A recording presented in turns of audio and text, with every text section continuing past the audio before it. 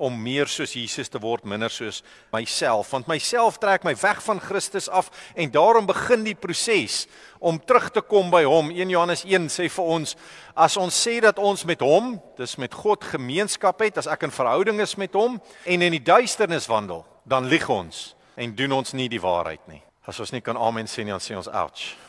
Want ons sê, Here, ek dien U met alles, maar ek is daarom nou nie soos iemand anders nie. Hy sê, jy jok, want jy doen nog steeds dit wat verkeerd is. Dan wandel ons nie in die waarheid nie. Die tweede gedeelte sê, maar as ons in die lig wandel, soos hy in die lig is, dan het ons gemeenskap met mekaar en die bloed van Jesus Christus, sy seun, reinig ons van alle sonde.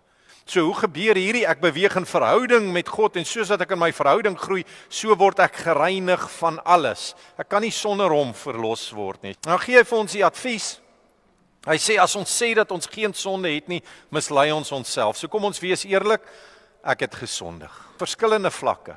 Hy sê ons mislei onsself, maar wanneer ons sondes bely, as jy jou sonde bely, hy is getrou en regverdig om ons sonde te vergewe en ons van alle ongeregtigheid te reinig. Hoe begin dit? Deur 'n erkenning van ek het sonde gepleeg. Here, ek het U nodig en daarom wil ek die skrifbeginsel van heiligmaking nastreef.